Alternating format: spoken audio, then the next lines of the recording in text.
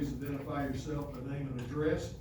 The mic and the podium are ready, and the floor is open.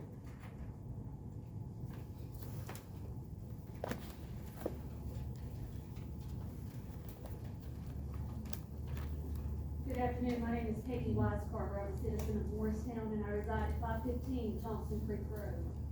On your agenda today, you have a proposal to hire someone to obtain easements on Thompson Creek Road for the new construction of the restructuring of Thompson Creek Road. When you look at that agenda, there's also a paper from Telex regarding the price, things like that, in order for them to obtain from the property owners to get those easements from the property owners. My comment is this: when you read that, I am a property owner. My property sits directly in front of the new apartment complex. When you read this, they're going to try to obtain easements from us either by sale, or if you read it, it says by condemnation. Shame on me. My family's lived on this property for 100 years. You're gonna condemn my property for a road. Shame.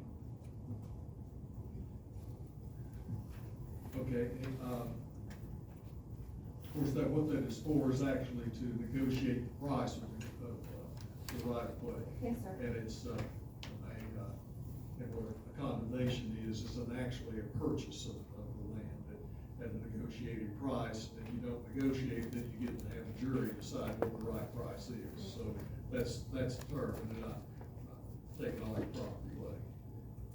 Mr. Mayor, that has to come back before this board too. That's correct. Anyone else wish to be heard on an agenda item? And you need to identify the item on the agenda you're addressing.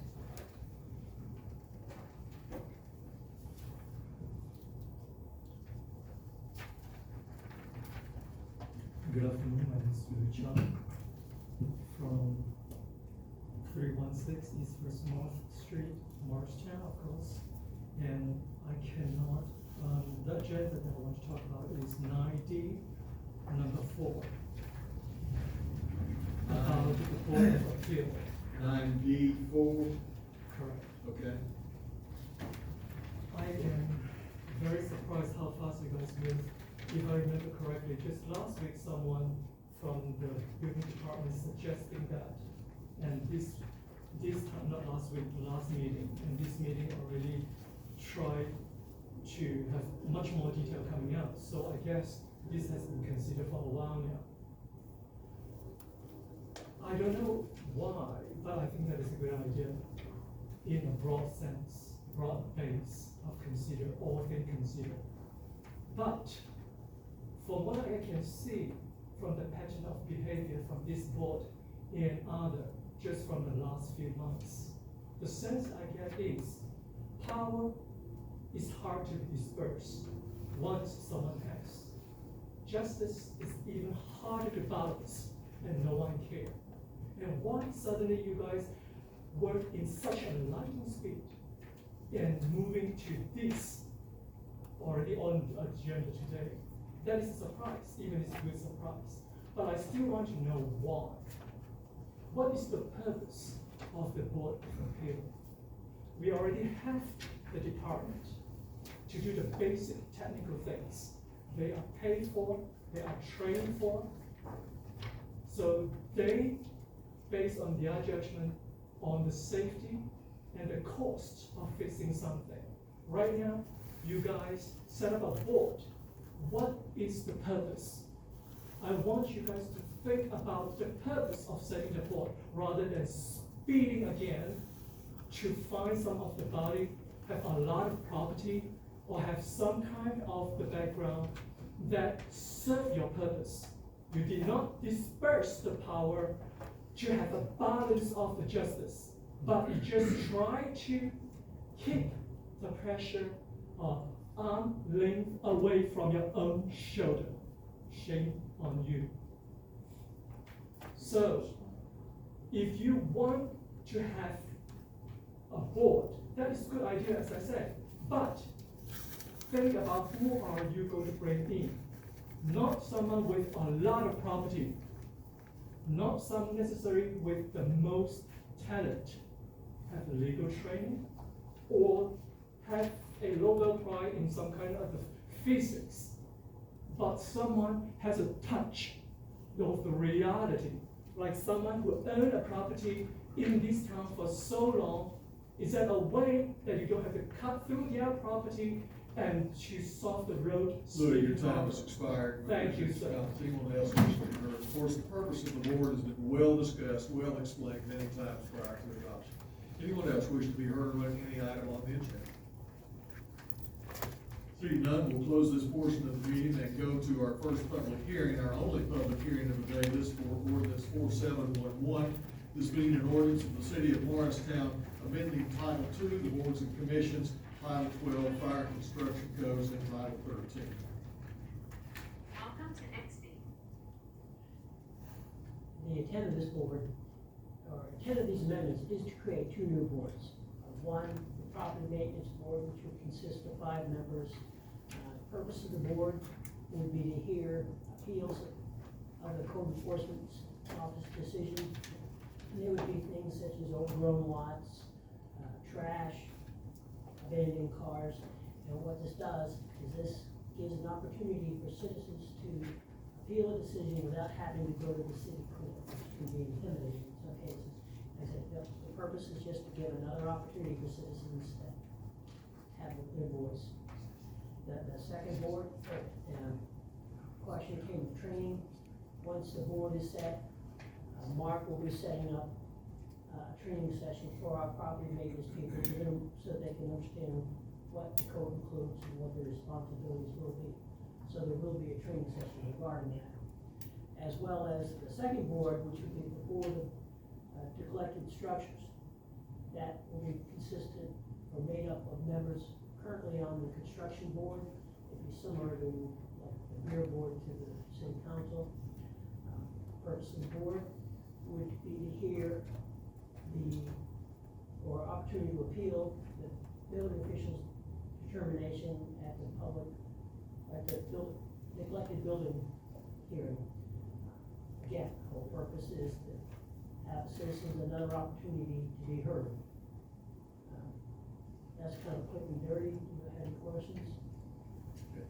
Anyone wish to be heard, the public hearing portion of this is now open. See no one come forward, I'll entertain a motion that this be adopted. Motion, Pedigo. Do we have a second? Need a second, got a second. Any questions or comments by the council? Yes, sir. I'd like to ask Mr. Nielsen, so what this board provides is an opportunity for the citizen who has been assessed by the codes department officer to have an interim step to come before this board before they go to court, because otherwise they have not had an opportunity for an appeal process. So, and they do not assess any fines. The fine is assessed by the codes officer. Well, the fines are generally assessed by the judge at the city court. Right here. So you do not find at this point. It's a community resolution. So this is not taking any authority away from the city council, because it was never an opportunity for the individual to appeal to the city council. Correct. It was always, the codes wrote the citation, and then they went to court if they didn't pay it. Well, there is one, you could appeal to the city manager or his designated electee, which would be Mark. We decided it would be better to have them be able to appeal to the board instead. And this board is made up of 5 individuals from the community that have varied backgrounds. And I think that we can say that planning has looked at that and has given us some names that they feel cover some different aspects of the community to be well represented. I just think that the public needs to know what the process is and why the process, and this is 3-year terms, correct? Yes, it'll be 2 years once the board is finished their rotation of 1 and 2 year terms. Thank you. Any other comment? Are we ready to vote? Let's vote. And that motion is approved and that ordinance is adopted. Under resolutions, the first one we have today, the other resolution, is 2022-13, a resolution of the City Council of the City of Morristown approving the Civil Service Board's amendments to its public safety qualifications and standards, this for the entry-level Green Book. Who is here to address that? I would just, this, is a civil service guidebook, sets the policies, the Green Book for entry-level positions. This comes to you as a result of the, recently enacted, fitness standards for entry-level firefighters. We've discussed this at a number of occasions. The Civil Service Board has incorporated it into the policy and recommends its adoption. Is there a motion to accept this recommendation for this resolution? Move for adoption. Motion, Ahern. Or did you vote for this? Okay, is there any questions or comments on this one? Hearing none, are we ready to vote? Let's vote. And that resolution is adopted. Next, we have a first reading on ordinance 4712, entitled "An Ordinance to Close and Vacate Certain Rights of Way Within the City." It's the portion of Tennessee Avenue, the right of way just east of the intersection at York, and the general location is shown on the screen as you see. Yes, Mayor, the property owners of 627 York Avenue are requesting a right-of-way closure for an undeveloped portion of Tennessee Avenue. The applicants have recently purchased this property and stated they're requesting this closure in order to place a driveway for the house. Currently, there's no room on the property as it currently is to place a driveway.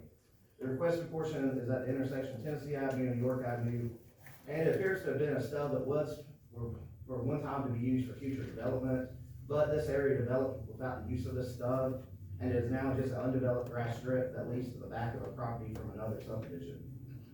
Based on previous subdivision plats, this closure request is approximately 40 feet wide by 57.5 feet in length. Since this undeveloped right-of-way stub can no longer be utilized for future development, staff recommends approval of this closure request, and planning commission also voted in support of this request at their May meeting. Do we have a motion to accept this on first reading? Motion Smith. We have a second. We do have a second. Any questions or comments on this one? Hearing none, are we ready to vote? Do we hold a public hearing? Yeah. We adopted it. Let's vote. It's approved and a public hearing is set for June 7th. Under bids and contract, the first one is the approval of the Jolly Park donation acceptance agreement and the quitclaim deed for the conveyance of Jolly Park. Council is aware that we're very excited about moving forward with this generous donation from the Jolly Foundation. The agreement before you accepts the new park, which was built on city-owned property, as well as some additional property on Pleasant Avenue where the parking lot is being constructed. This agreement has been developed by the city attorney. We feel very excited about the upcoming dedication and opening of the park, and we recommend approval. We'll point out that Joyce Jolly and Randall Jolly are with us today. I'm not here to say thank you enough, and we're looking forward to the event of dedication, and I've heard from a lot of kids and the mamas and daddies of kids on when that opened. Is it open yet? I said not yet, but I don't think it stopped them from checking it out. So anyway, is there a motion to accept this recommendation? Motion Smith. Do we have a second? We do have a second. Any questions or comments? I wondered if the Jollies might want to say something. You hurt my mouth, didn't you? I just wanted to say that last Friday and today, we visited every special ed class in Hamilton County. And what a treat. These kids are so excited. We took them the puppet trinkets and, what is that, I called it a wiggle? Yeah, a noodle. And they just enjoyed it so much. Some will hug you, some won't. it was, awesome. Thank you very much, from the bottom of our hearts. Are we ready to vote? Let's vote. And that is approved. Next is the approval of change order number 6 with Path Construction Company in the amount of $251,654. This for Morristown Landing. Apologize, getting off track from my agenda notes. As you indicated, the amount in the public agenda has been modified slightly to the 251,000 number. We did discuss this at the workshop prior to the meeting. Lowe's Design has responded to a lot of questions about design has been met in the course of construction. These are the kinds of things that come along with a project of this magnitude. We feel like we have enough money in the bond proceeds and the contingency for the project to cover these costs. They are necessary. We recommend approval. Is there a motion to accept this recommendation? Motion Ahern, do we have a second? Need a second, got a second. Any questions or comments? Hearing none, let's vote. And that motion is approved. Next is to acknowledge the receipt of qualifications for engineering services on April 5th, 2022, and authorize the administration to negotiate and execute master service agreements with all 7 subbidders. We discussed this briefly at your last meeting. The city's advertised for requests for proposals for professional services for engineers. We received a number of qualified firms that are very interested in doing business with the city. What we're trying to do is establish a roster of eligible firms with appropriate qualifications to meet the needs in our future projects. We are asking you to authorize staff to negotiate service agreements with those firms. In the event that a firm is selected to perform a specific project, we'll come back to you with a task-specific agreement for execution of that project. We feel like this will allow us to move forward with a little better pace on some projects, get some things done, and we think that'll be a framework that'll be useful to the city, and therefore we recommend approval. I'm gonna tell you that yes, you're picking one of the 7 each project. That's correct. We'll have a roster of 7 that have various qualifications. Some may be more suited to transportation projects, others may be suited to stormwater projects, for example, and we pick them based on their qualifications and their availability. So you can get one of the 7 different times. That's correct. That's very good. Tony, are they going to be on a retainer, as a result of being on this roster, or what? No, there'll be just a standing agreement for the way we'll interact with one another, but they will not be paid if they don't perform work. And that will be a contract by contract negotiating basis. Right, we'll have a master agreement that sets forth the framework of the way we work with that firm, and then if we have a project, we'll come back with a task-specific cost related to do that project. Much more organized way to do it. Any other questions? Are we ready to vote? Okay, let's get a motion in a second, then we'll be ready to vote. Do we have a motion to accept the recommendation? So moved. Motion centered, and we have a second. Now, any additional comments after this? Hearing none, let's vote. And the motion carries. Next is the approval of a proposal from Telex to provide right-of-way acquisition services for the Thompson Creek Road Reconstruction Phase 2. This in the amount of $22,500. This is a firm we've worked with in the past that helps us with the appraisal of property values for necessary acquisitions of right-of-way and easements. We are, as you know, contemplating an upgrade on Thompson Creek Road. This will allow us to address the needs of the parcels along that road that may be impacted.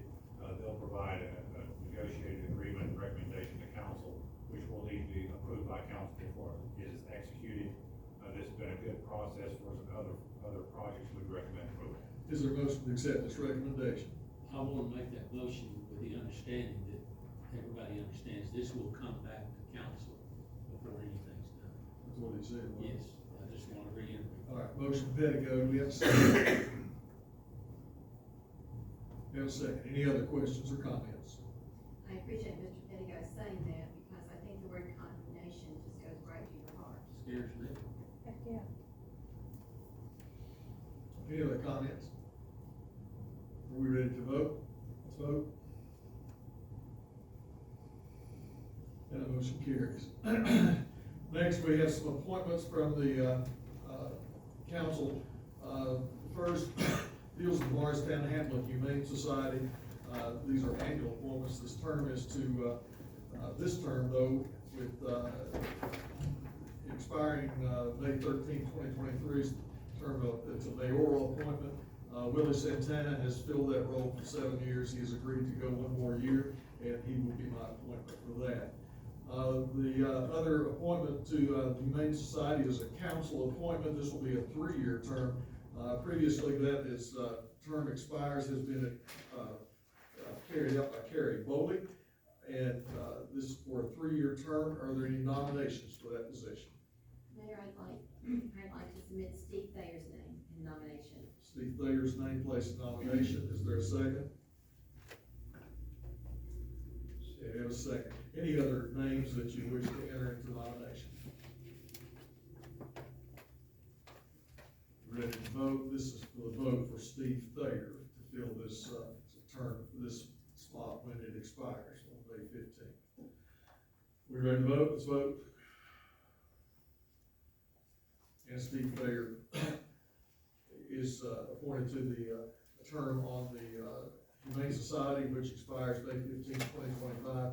We appreciate Carrie Bowley's willingness to serve for this past term. Next, we have a council appointment or reappointment to the Parks and Recreation Advisory Board for a 3-year term, which would expire on June the 1st of 2025.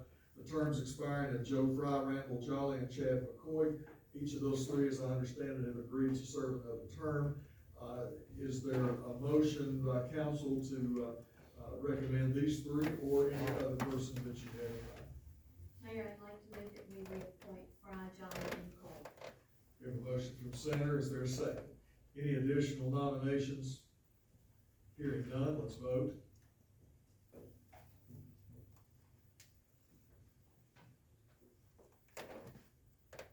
And those are approved. And Randall, we got you 3 more years, buddy. So, Have money though.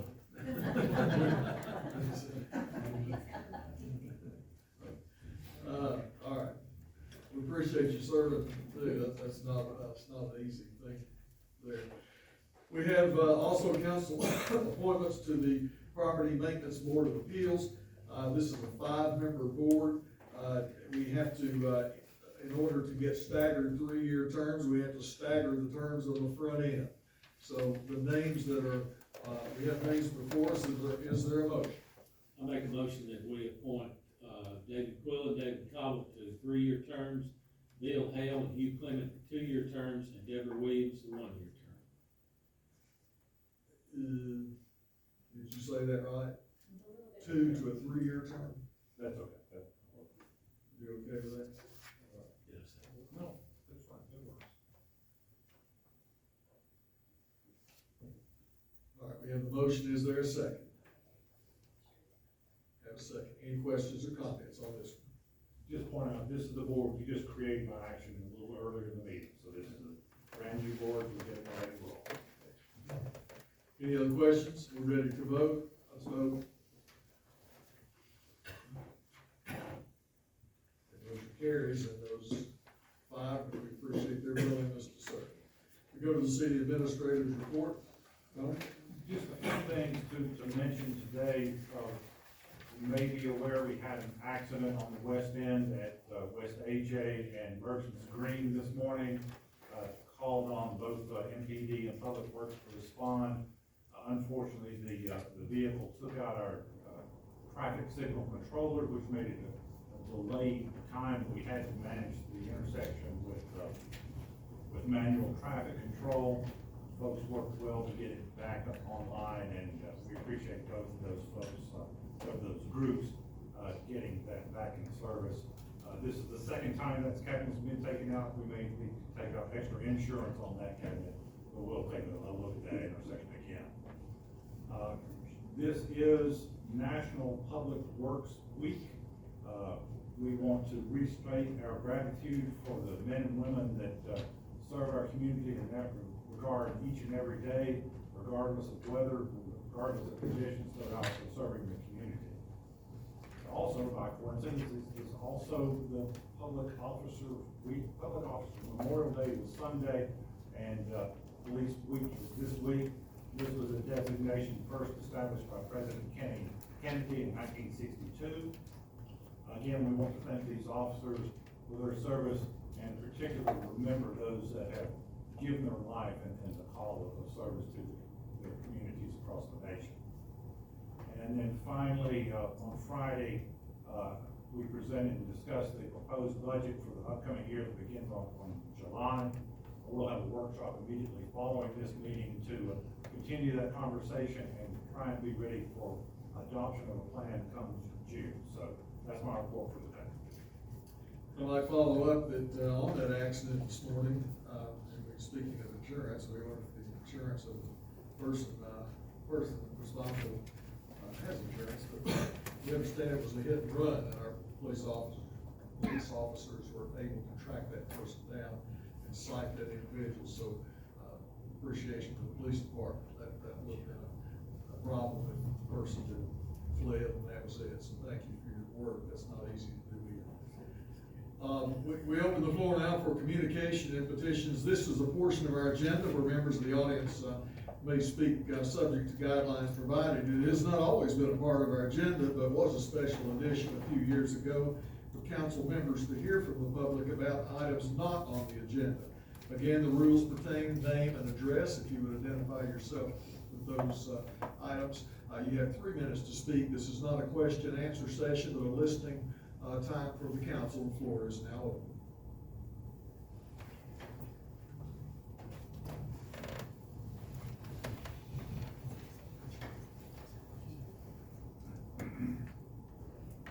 Linda Noe, Joe Stevens Road.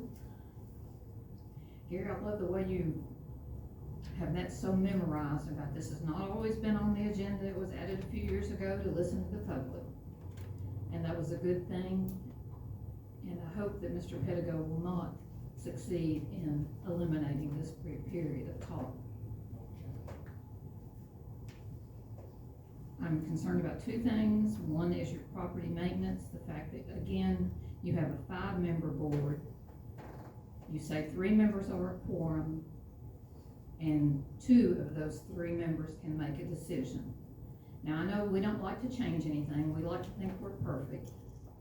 Or we like to say, oh, we'll fix it later if we need to. Why not fix it now?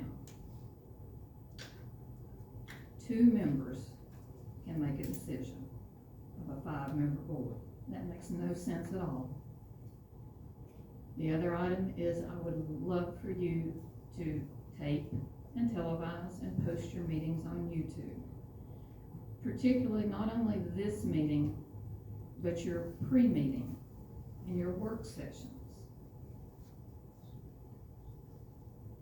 I don't know if the lady, Miss Wise Carver, who was here, knew that you met in the hour before this meeting started and that you talked extensively about the situation there. If she does, that's great. If not, she will be able to at least to look at my YouTube and see what you all talked about.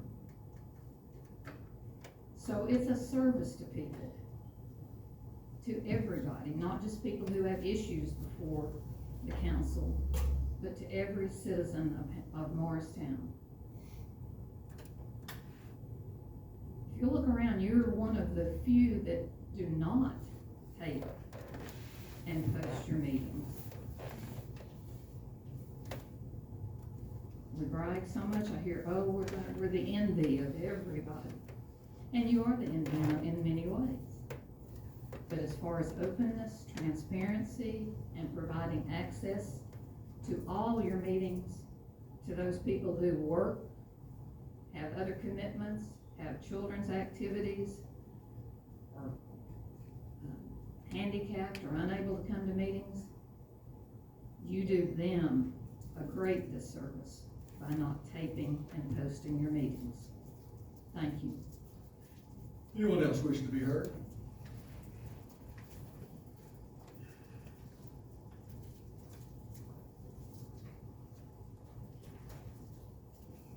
I would like to skip my address and go to the point.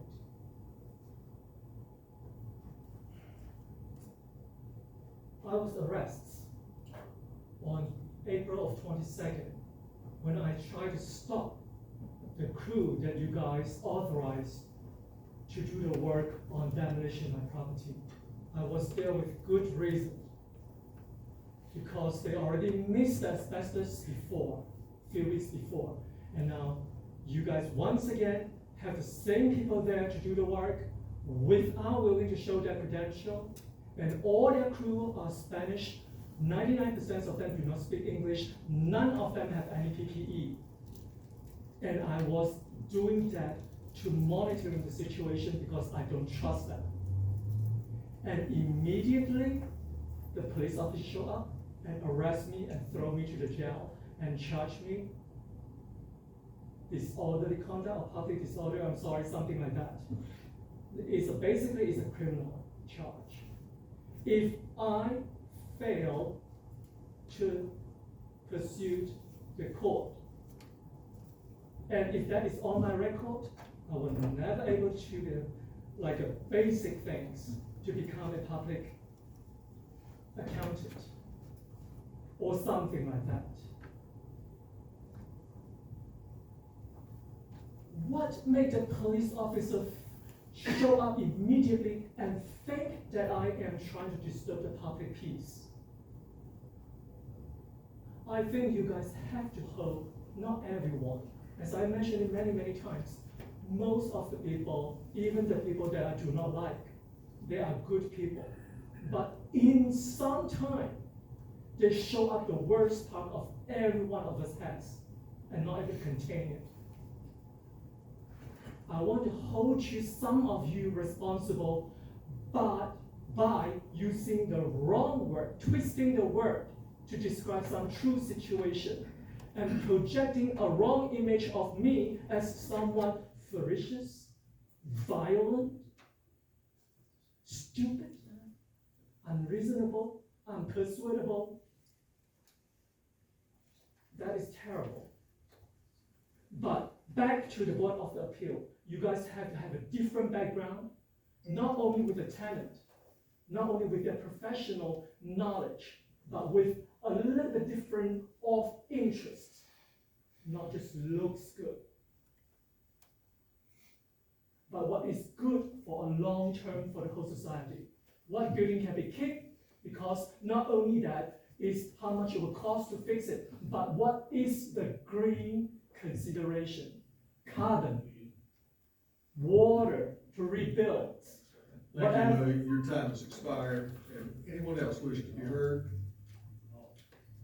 Hearing none, this is the time we go close this portion of the meeting and go to comments from mayor and council.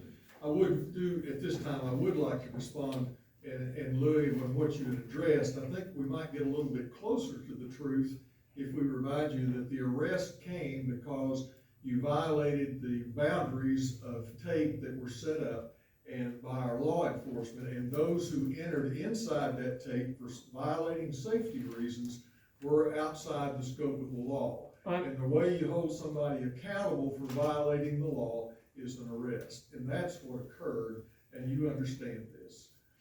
I have no other comments for any other topic. Does council wish to, on any item that was addressed today? I'd like to simply say, Mrs. Noe, I rest my case. Why we don't need to be doing this. Me too. Anyone Mayor, else? I want to just, once again, remind everyone about the opening of Jolly Park on June the 4th, that's Saturday, and it's at 11 o'clock, is that correct? That's correct. That's when the ribbon will be cut, I assume. What will happen exactly? We'll have a small ceremony, probably 15-20 minutes. At 11:30, we're gonna let all the handicapped kids that are there come into the park. They get first dibs. Them and my granddaughters. But they'll play for probably 30 minutes or so, then we'll open the park up at 12 o'clock to everyone. 12 o'clock. So 11 o'clock, and then 12 is open to the public, and it's, thank you very much again. I think they deserve another hand, I really do.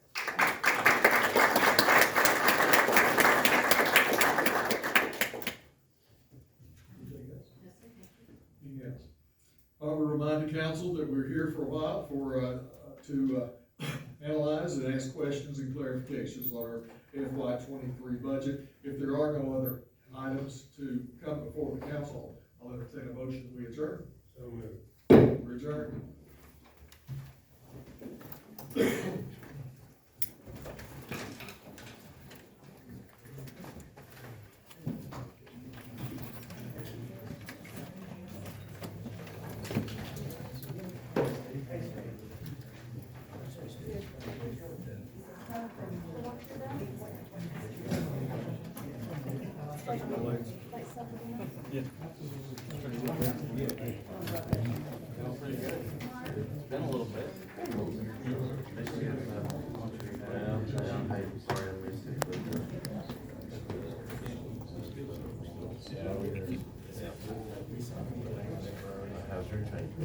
It's actually going well.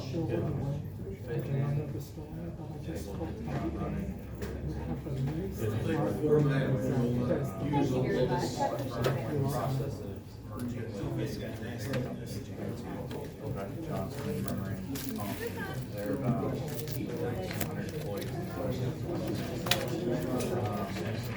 Baker, 1,000.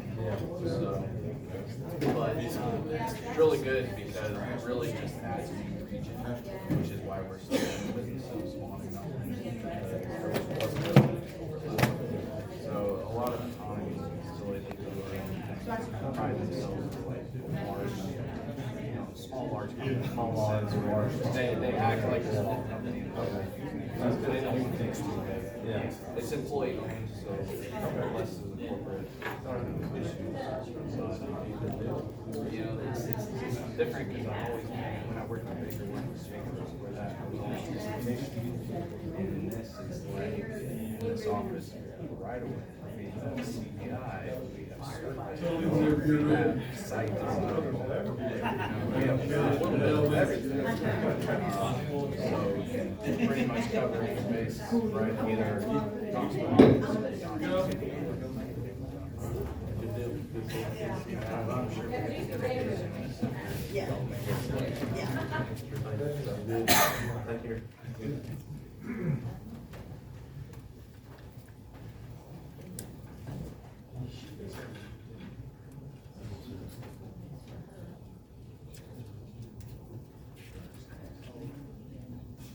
I know that on Friday, we covered a lot of territory. There was a whole lot of things that may not have been covered in the detail you need. So I stand here trying to see what we can do to rectify your major concerns. This floor is open for any questions any council member may have about the. I have a question, as Tony was talking about our part-time workers that are, I believe, mainly in the Parks and Recreation Department. And, I know, I couldn't understand, are we just three? Because in one place in Parks it says two full-time full-time employees, the other one it says three. Is it 5 total or just 3?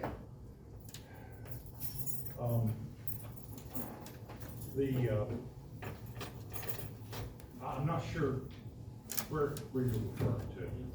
No, I think, well, maybe we just go to talking about, my bottom line question is, the one where it says 3, which you also presented on Friday, said we could use that money, I assume it's money that could hire 3 full-time employees, or be used for part-time or seasonal.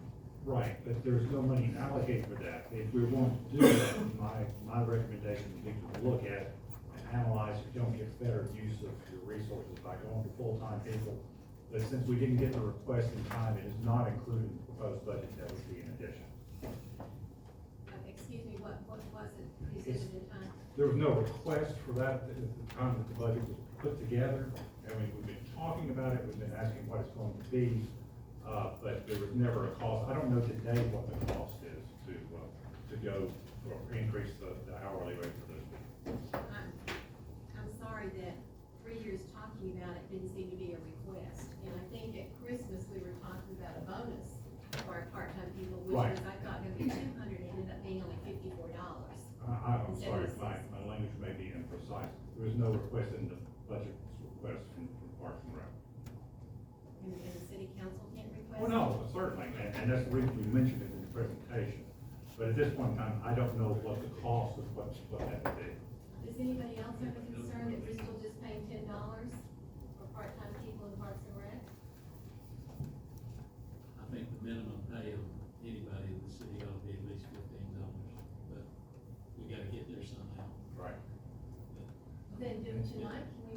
official, since we, evidently, we're at that point, to make an official request of the city administrator to look in, to find some money to increase something I here. don't think we can do that tonight, I mean, in a work session, We can, no, but we can let, put everybody on notice that it's gonna be brought up at the next board meeting.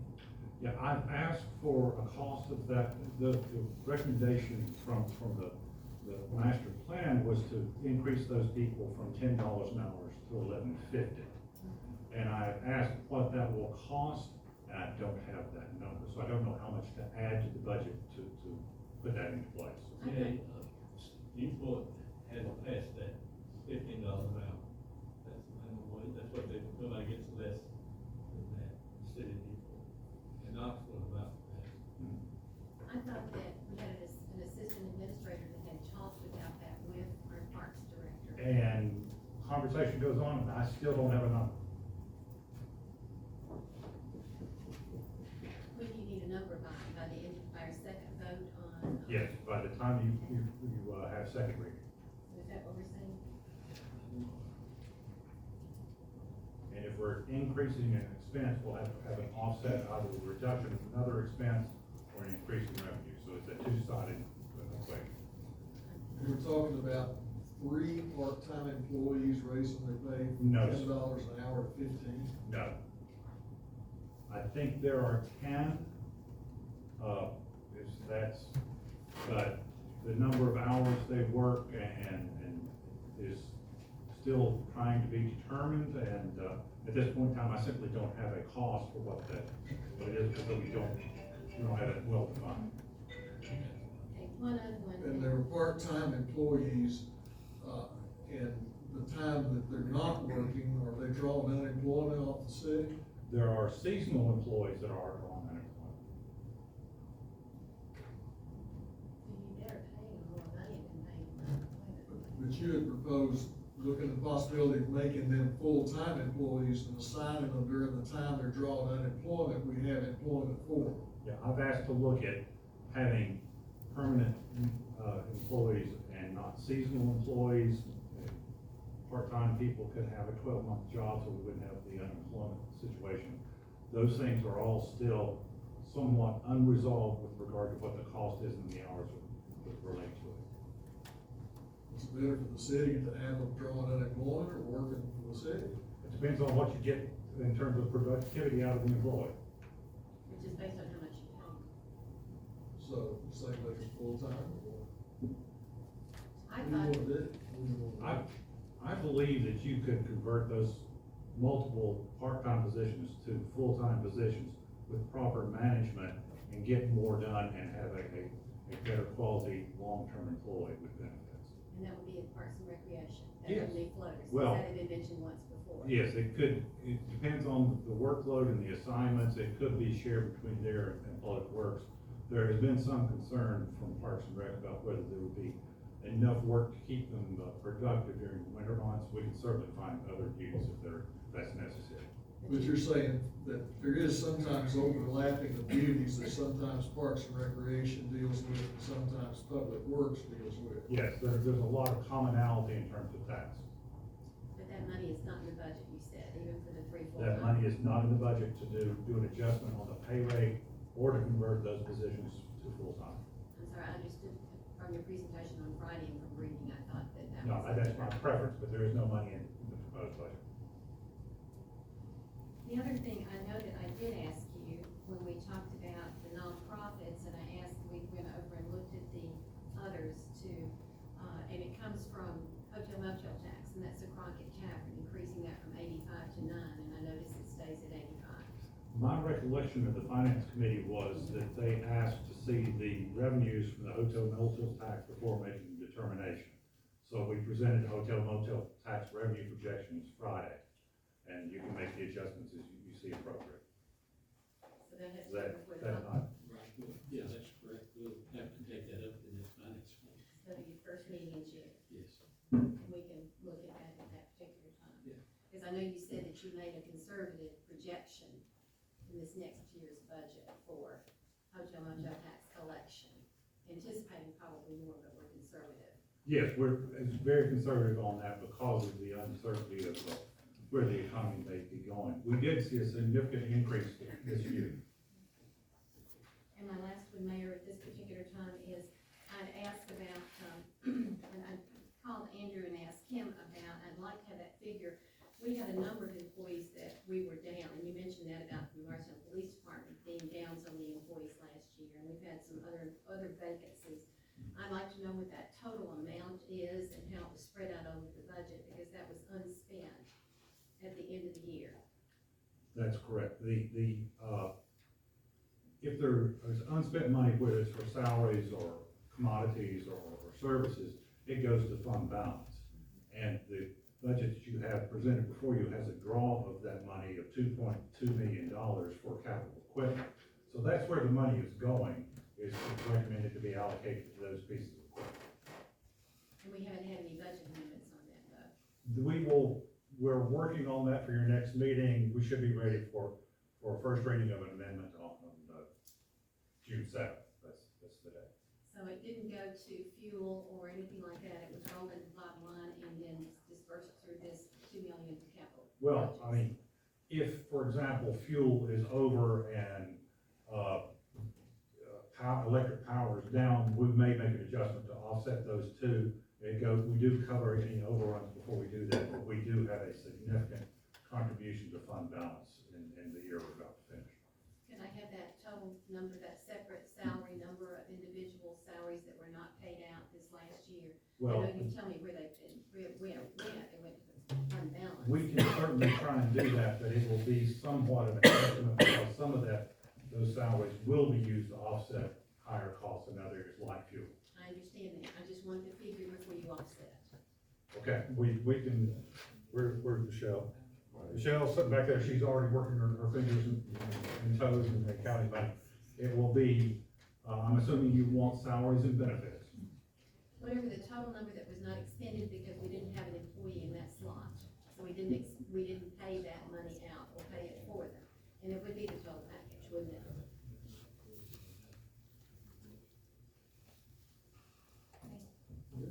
Anybody else? Any other questions about the budget? I think that we have to take this opportunity, and I'm not trying to throw anything at anybody, but I think we have to take this time of talking about the budget, to also include some of the things that we probably should have talked about when we had our retreat, about things that we wanted to see, because those things cost money, and we need to see somehow that we can get those into our budget at some point in time. Number one, I really believe that our pay study needs to be tweaked. From the standpoint of, a couple of years ago, we spent a lot of time making sure that the fire department was where they needed to be and working with those. And now we're talking about the police department, and we do have some real issues about hiring people in the police department, that we need the pay study, we need a pay study separate, in my opinion, from a total city pay study to a police department's pay study that's strictly involved in how can we increase the employment in the police department. Does that make sense? It's, part of the problem is it's hard to take that as an isolated component of the overall package. You have a pay plan. You do have a separate pay plan for fire because they work a different schedule.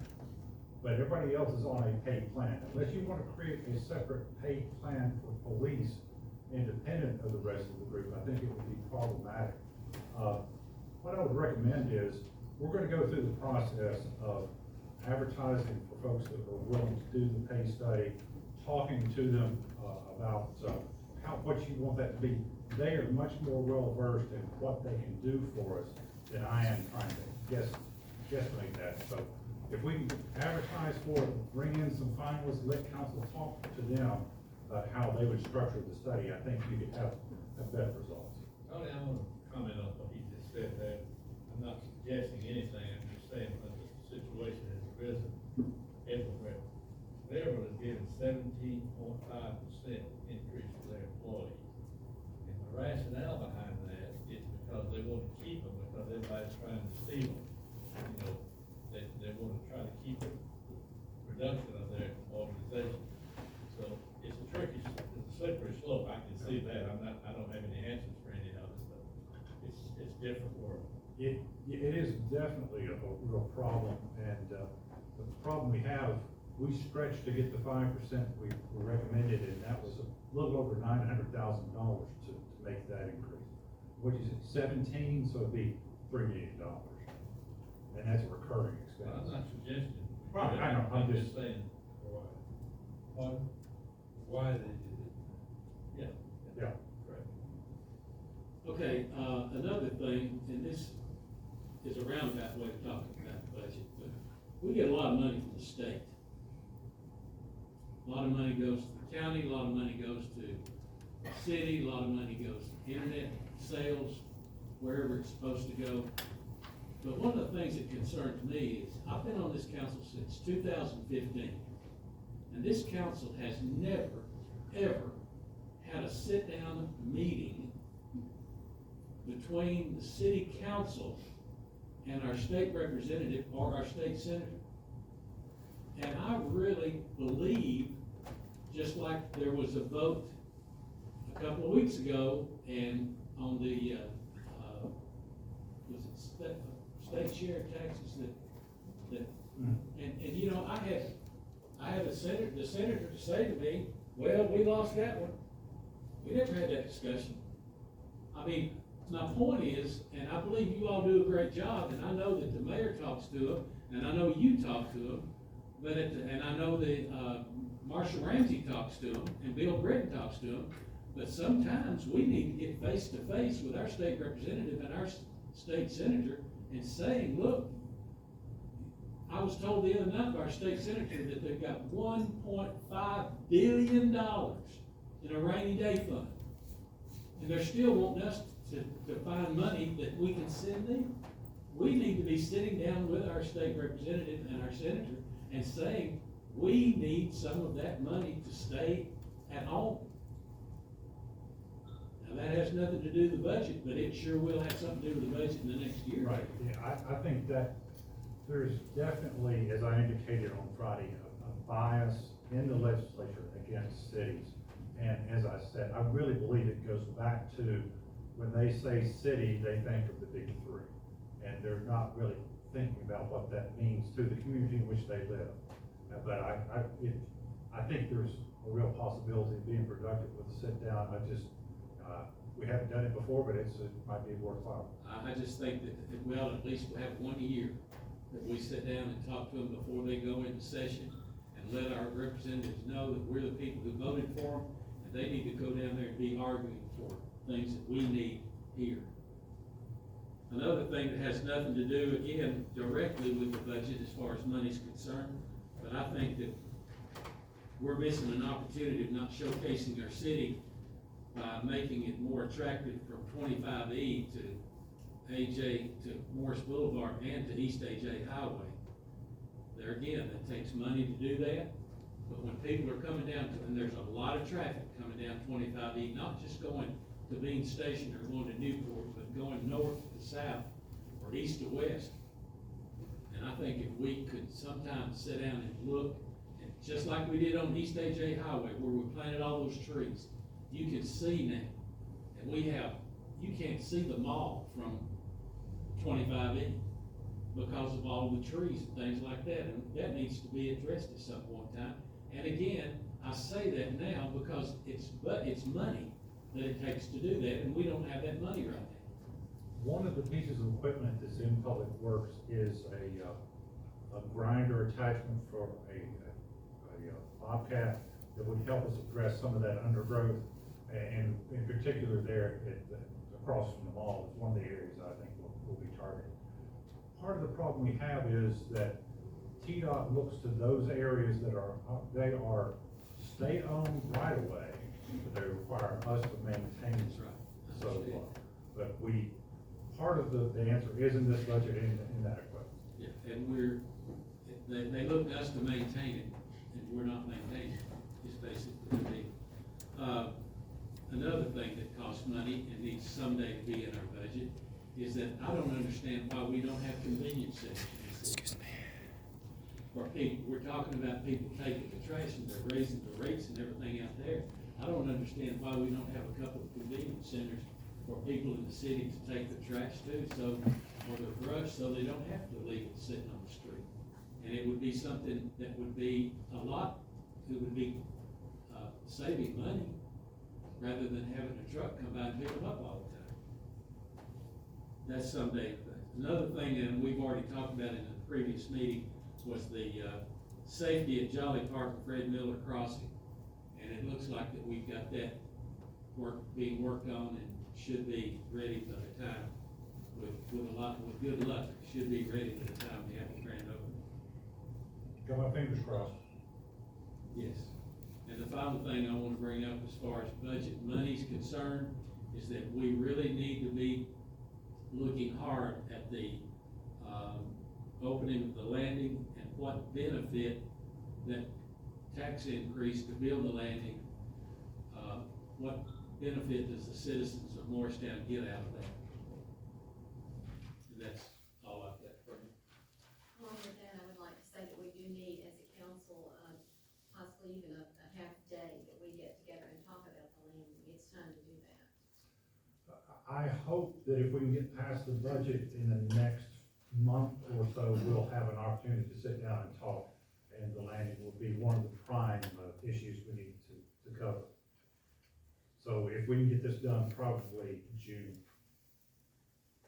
Along with, I appreciate what you brought up about 25, but I think we also need to look at what our city, and the atmosphere, the impression of the city, the cleanliness of the city, and the curb cuts, and the gutters, curb and gutters, and the cleaning of that. And I think what we keep talking about, we need people and we don't have the money in the budget, but we are approving an awful lot of construction and we're expanding our city limits. And how many employees do we have at Public Works today? There is, if you count everybody, that's down there, I believe it's 64. When I was elected in '93, we had 64 or 65 people at Public Works. So we are still, this many years later, with that same number of individuals, and we're adding, I mean, if in some of these, like if the housing unit goes in on the west end, that's gonna be a whole other garbage truck and a whole other day. So I think along with that line, we've got to look at expansion, because that's pulling in our police department, our fire department. I know in your budget you have, $350,000 for Station 3 design, looking toward the next year to maybe moving forward to making that a reality, and the fire training structure, which we need.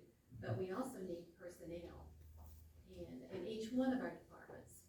Yeah, I think as we continue to grow, that's gonna be an ongoing discussion. There will be pressure to grow.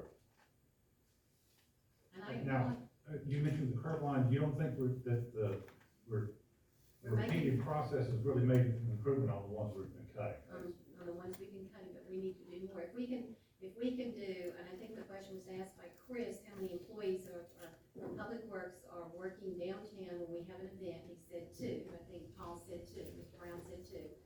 And they're getting overtime, and that's probably, 2 days.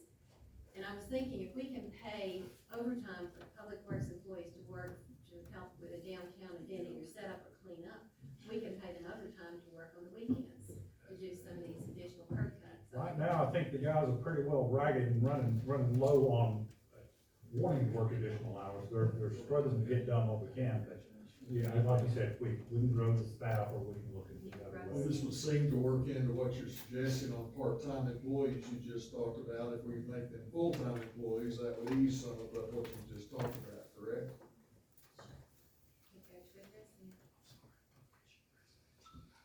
Anyone else? Any other questions or concerns or comments? We have another item on this, post-council work session meeting. We have a chance to talk about it, at the next meeting, don't we, June? About what? The budget, if we have anything else. We Yes, have 2 ma'am. readings. Anything else? If you, so desire, we can schedule the workshop following the June 7th meeting for fine tuning the budget, but you will have had the first reading on that agenda. You wanna have another called meeting, either meeting 7th, we're certainly make that available. Anyone else on this? Tony, thank you. Craig Price, you're up. You, we had, I don't recall when it was, we had, asked that the, long-range plan be recommended, or be worked on, but we appreciate you putting this together. We also know that, it's, doing long-range planning, your long-range plan is retirement in about 2 weeks, so, we're not looking forward to that time, but we are looking forward to celebrating your career. Thank you. It's been a fine 30 years, and the growth of the Parks and Rec Department during your tenure has been exemplary and something that it's easy to brag about to others. And when I get with others, I do like to do some Morristown bragging, and Parks and Rec's one of those topics I get to brag about, so. It's all I've ever known. All I've ever known.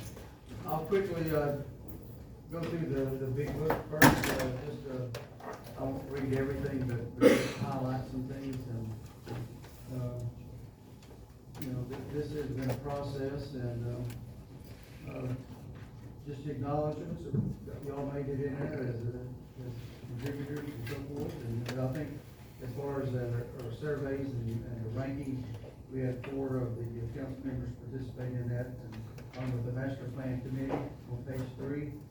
And our Parks and Recreation Board is, has been very, involved with it as well, and, that's been the good thing there. I've got Bob's on the Parks and Rec Board, Randall, and Miss Laster there, and, they're here to attest, our efforts as what we did. But as far as the introduction of, in 2021, Tommy did ask me to do this, and, we've done one in 15, we did one in 18, as far as a review of the department and so forth, and all this is pretty well detailed.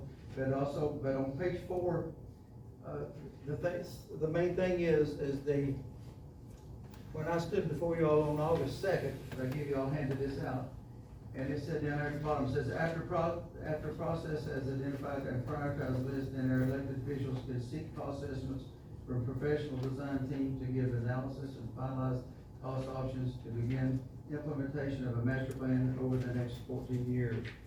And also on page 4 there, it talks about the consultants. Consultants will be brought in to conduct fiscal reviews and recommendations within the master plan. Consultants will analyze the data to determine usage, costs, benchmarks, and then assets and values and benefits and suggestions contained herein. So, I think the mayor sent me sent us all the thing about, a memo the other day, and wanted to know about some different, what everything's gonna cost. In today's time, there's just no way to do that. And, you know, we had cost overruns in building public works and fire in all these different places. So, you know, for me to say, this is gonna cost this much right now, I don't know. And time you prioritize everything and decide what you want to do in the future, you know, it's gonna be, outsourced. Our good friends over in Sevier County, did a $20 million, bond issue, but you can check with them, Bob Parker. And they did a $20 million, plan for renovation at their community center, building a new park out next to Walter State and everything. Their budget estimate, their predictions was $20 million worth of improvements. They bid these things, and guess what it cost? $40 million. So that's the reason I don't have these things. But I told you up front, you know, let's plan what we want to do, what our future looks like, and then we can get the specialist in to tell us what it's going to cost. The master plan process. It involved many people. We had the Parks and Rec Board, our master plan committee. We involved the citizens through the POCO survey, and we did our staff and others did in-house ranking of our department and facilities and parks and so forth. And we had public meetings. We had a joint meeting, and then we had a review meeting as well. So, you know, we did have a lot of public input. In my almost 31 years here, as far as counting my sick leave, There's, as far as the effort that we put forth to find out what the people wanted, we've never had such a good success as this process. So, but again, the goals of the master plan was to evaluate community needs. This is not rocket science. This is just listening to the people and align. The first one is evaluate community needs, align needs with existing resources, identify improvements required to accommodate current and future needs, and then fulfill the needs by setting priorities. And that you've heard me say this for years, the ultimate manifestation of power is he, she, or the group that controls the money. And I'm looking at them right now. I'm looking at them. From Tony all the way over to Kay, I'm looking at them. And so, you know, the eventual upkeep and so forth of this is gonna be up to you all, okay? But we did, on page 6, talked about gathering data. We ranked everything. We did the POCO thing. It was fun working with Michelle and him on that. And so we had 334 responses. And it was fun doing the commercials through Walter State. We did, the Tribune actually had articles on like 7 people that we did everything we could to promote and so forth. And but in today's time, we used a lot of different social medias and so forth to gain the information. So we gathered our data. We looked at our service area. You can see the little map there, that all the little dots of the 334 people. We benchmarked ourselves against Bristol, Elizabeth, Greenville, Jefferson City, Kingsport. You know, these are people that we deal with and work with all the time. But we looked at all the racial and ethnic groups. We looked at the populations, households, and the population. And on page 8, we went into the public input. And from the POMCO, we facility improvement priority. Hopkins Field's the lowest at 8%. Franklin is, you can say what you want to about Franklin, it's still our most active part. Fred Miller, Sally Ward, Wayne Hanson, Wildwood, Fulton Hill, all those are ranked. That's direct from the survey, from POMCO survey. We did focus groups with Adult Hispanic Soccer, AYSO, Board of Education, Lakeway Soccer Club, Little League, Morristown Disc Golf, Morristown Pickleball, and Morristown Tennis, and NFL Flag Football. So these, you know, we have many tentacles in their community. And we reached out to them, and at one of our meetings, we had 18 people. And it was good and informative and so forth. So the largest crowd I've ever had at a public meeting. And for one of these areas. And we did this all ourselves. And then on page 9, seeking to understand, I'm gonna try to get you out of here by 6:30, okay? It has been 68 years since Tally Ward Recreation Center opened. The city's population at that time was just over 13,000. How has the increase in population and age of facilities impacted the needs of our residents? Franklin purchased in 1970, the city's newest facility, Jolly Park, will open in June 2022. The landing recreation and events will open in late 2022 and make Morristown a destination station for recreation and leisure. How has the need for parkland and play space changed, and what must be done to accommodate the new demand? That's one of the things that in the addendum area is a ranking of from playground improvements, fencing, building needs, and all playgrounds and all these things. That, you know, if somebody says so-and-so playground, we've got its age there, and we've sort of earmarked what year we want to see those improved and so forth. But again, that's for electrical needs, for lighting, there's many needs. And is there adequate staff being prepared to take over the department as long as long-serving staff and so forth? And going back to the staff things, and bottom line of it is, Mike and Ron, our leadership team, they're having to weed eat, mow, fix ball fields, because we can't get, at $10 an hour, we can't get people. We had one quit today, left for 40 hours instead of 29 or 30. And when, you know, it's time to address it. Larry and I worked with it at one time, Joey and I worked with it at one time, and Ron and myself and sit down with Andrew, and, we did survey other cities and so forth about what they're paying and so forth. But again, in your addendum there, you do have a recommendation. I asked, from the mayor's email request, I did ask what the changes would be if we went from $10 an hour to $11.50 and add 3 new park employees. Plus we also, we added up what it would cost to make everybody full-time. And you've got your figures there, and it's in there for your consideration as well. I didn't mean to get off on that right now, but let me follow up on this. Our new programs and the private fitness and recreation facilities, how those things have affected us. What is the purpose of the Morristown Greenway system? You know, we've got the survey there of what other cities have as well. And are the Parks and Recreation Department and the landing recreation events ready to meet the demands of millennials and their children? How do we address the needs of the changing population and demographics? And from our survey stuff, Steve and the group down at the landing will be able to take some of the usage as far as the new activities. You know, day camps over here on the right on page 9. Day camps, therapeutic recreation opportunities, health and wellness, cultural, historic programs, and other. All those are what the people want. The low things are disc golf, playgrounds, parking, and they're still at 42%. Okay, so all that is there to show the new activity programs and facilities. And this is interesting from the Palmco survey. Survey. What do you like most about your favorite park or facility? And the most thing they liked was convenient location. People, and RPA has always said that people will use the parks and facilities that are nearest them. Plain and simple, still a fact, and our survey proved it as well. Not too crowded, conditions of site and its facilities, safety, that was part of Tony's thing in the police department that day.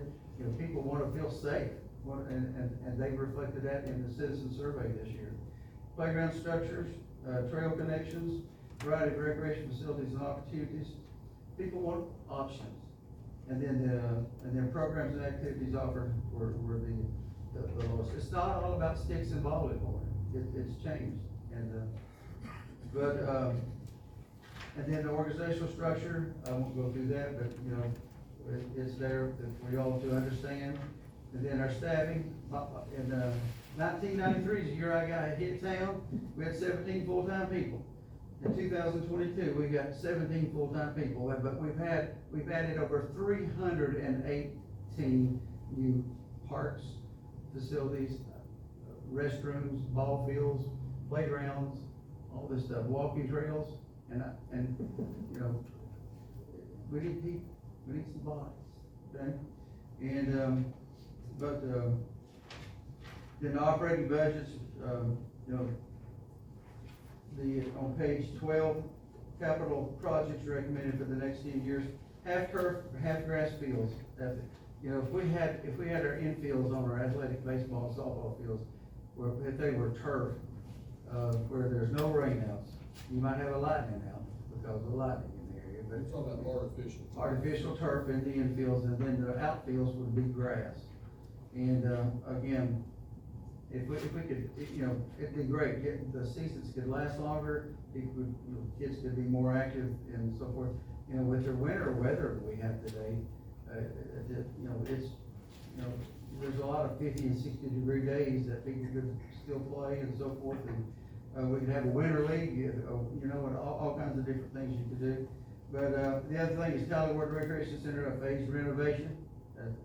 That's in here. Replacement program for mowers and vehicles. That's something that Michelle and Tony and them have been providing for us, and we're very appreciative of that, but to continue to that. And in this year's budget, we've done well as well, replacing the tractor and some other things. Expand outdoor parks and recreation services by existing property, or by obtaining new property. And we've got the property now next to Wayne Hansard that is, matter of fact, she called me, yesterday, and, she's interested. And, but then you've got other areas that need some expansion and so forth, so, we still live in a very small county, and every bit of park property is going to become more and more valuable. And this board needs to be aggressive in looking about bringing in more property for future recreation facilities, okay? There's the budget on the 12.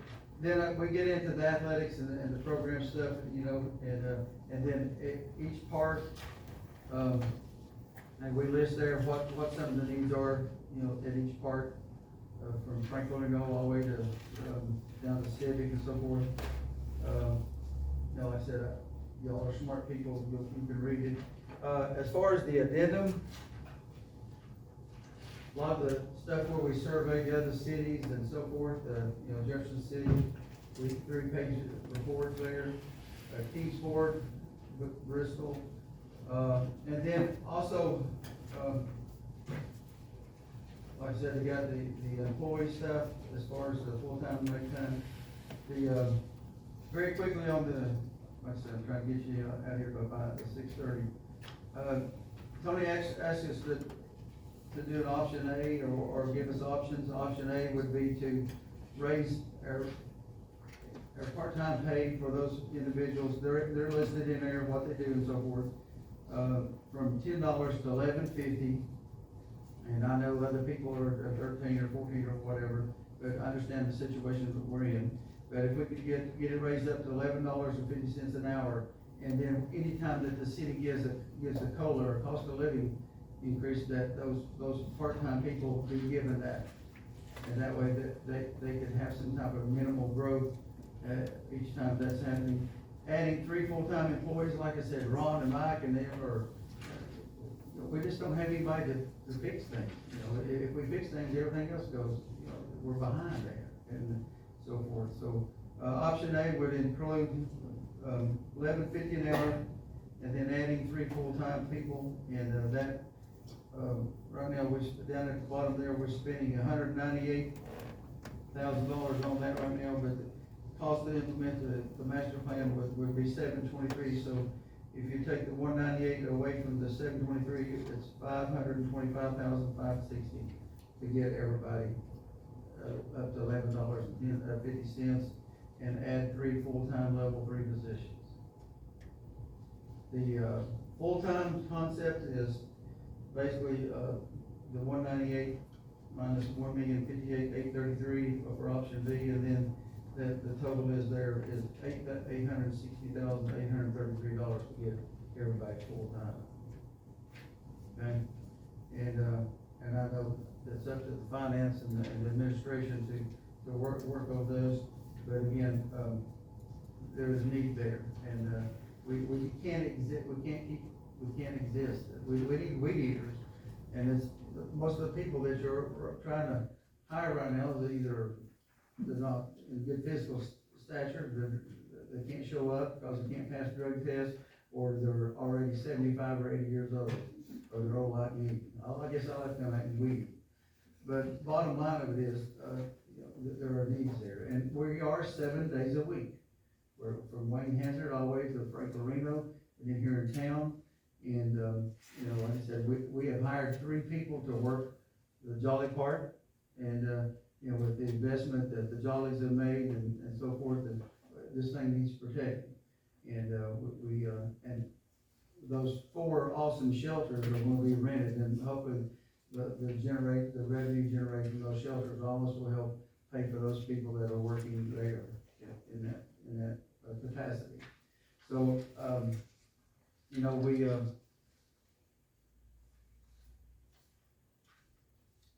know, from the mayor's, he asked me a few things there, but the total dollar investment, like I said, did you know, I looked at some of this, I call it must-go lighting, just on lighting.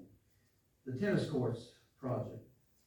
In 2003, we, 8 courts were relit and using the must-go lights, and we spent $95,449 in 2003. You know what it cost to light a tennis court today? $60,000 per court. on the Denham Collins baseball field. In 1999, we relayed it for $54,934. And you know what? If, to replace that field now, it's $260,000 to light the Denham Collins baseball field. And the last one is soccer fields. 2002, we spent $56,500 to have those, that one of those fields live up there. There was actually two.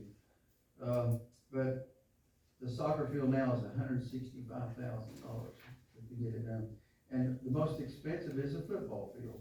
The Musco rep says we're at install a turnkey job, $275,000 per football field. So it costs things. You know, to be honest with you, Jolly Park, would you all have spent, if I came to you all and said, I want $3 million to build a balanced special needs playground, what would you all do? How would y'all respond to me? I say yes. I know you will. Anyway, but again, and then 2 weeks ago, I was in Kingsport, they asked me to come up for, to help them with something. I went up and I saw their new $2 million skate park. Oh my goodness, it's unbelievable. It's the size of this complex here. And, but again, it started out at like 1.4 million, and it ended up 2 million. That's the reason the planning, that's why Tony and Larry's planning is so much harder today because of these rising costs and so forth. And Tony alluded to it in his budget presentation with the economy and so forth. But the bottom line of it is you know, this little small document, it's up to you all to do with it as you please. You know, this is, you know, I mean, I could have made this thing 2 or 3 times different and presented it to you. And, but again, there's just only so much that you do. It all boils down to priorities. And we got some basic priorities here that we have that face this city and the county. But the master plan is a foundation to which future additions may be added and not necessarily changed, but always a work in progress. It will always be a work in progress, whether it's this document or in 10 years you're chasing another or whatever. Many addendums can be established as priorities and desires of the community and council change. You know, a perfect example is this is Fulton Hill Park. When Fulton Hill Park became an active, realistic park, it jumped ahead of a lot of other things. But that's okay. But again, it was driven by this council. And it was your all's desire that this happened, and you made it. It's a beautiful park. Again, cost overruns and so forth too. We want to build that road in, that backside road, the main entrance. But again, it takes money, and it takes plans and decisions. And the fact that you all have invested with the 2 new portable restrooms and a stage, the options that it provides for future programs and so forth, I commend you all on that. I think it's awesome. The only thing you need to do is get you 2 or 3 little small shelters up there on the hill so people can picnic and get out of the sun. That's like today, running around Jolly Park, my head's red as a pickle beet. But bottom line of it is, future things like that, and so that we all can do. And but you know, I just want to thank you all. Like I said, I'm not going to bore you any further. It's 6:30, but I want to thank you for allowing me to do this, and I did my best at it, and it's been done in great faith. And as director, I want to thank so many people from the Parks and Rec Board and the Planning Council and committee and staff. You know, staff spent considerable time on this as well, and especially want to thank Casey for putting this together on this. And like I said, it's yours. You can set it on the shelf, throw it to furnace or whatever you want to do. But the bottom line of it is, this is a body of work that a lot of effort was put into, and yeah, there's some things that could be different about it, but the bottom line of it is it's yours now. Okay? Any questions? Any questions?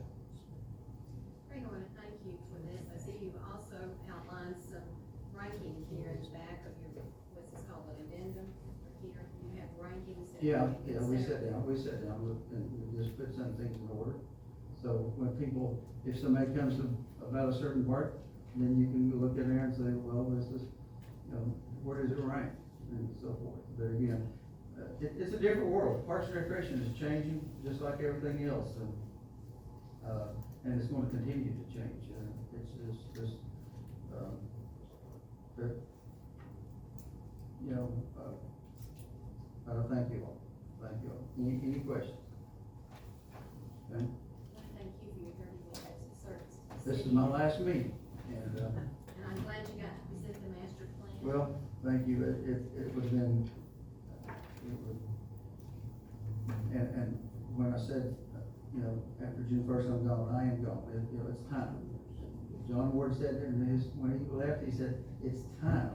Well, I did John Ward, it's time. And I love all of you all. I appreciate you so much. And on June 7th, come over to Jolly Park at the big pavilion and shake my hand, hug my neck, but don't kick my butt. And what time should we do that? 11 to 2. And, we'll show up early enough. We've got food ordered, but there's, you know, if you wanna eat, show up early. Okay? It might be crumbs over there. All right, thank you all. Thank you, Craig. Any other questions or comments? I'd like to say thanks too for all the time you've spent here in Morristown. I've been blessed. God brought me here, and God's telling me it's time to leave. That's the main thing. Appreciate it. Yes, sir. I've been blessed. Thank you all.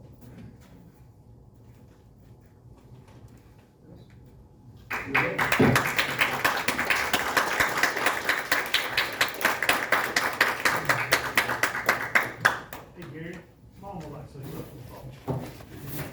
I just want to tell you that Craig led us through all of this at Jolly Park. He got us 2 special ed teachers, the one from West and one from Manning, that shows every piece of equipment. And he knows all the rules, and he just led us through it. Many hours he spent on it. And I just want you to know that, and how much the Jolly family, how much he's meant to us, and we appreciate it. Thank you.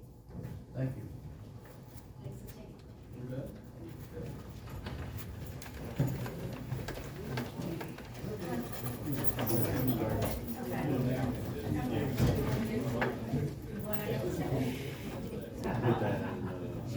Well, church was fine. Got a long way to go.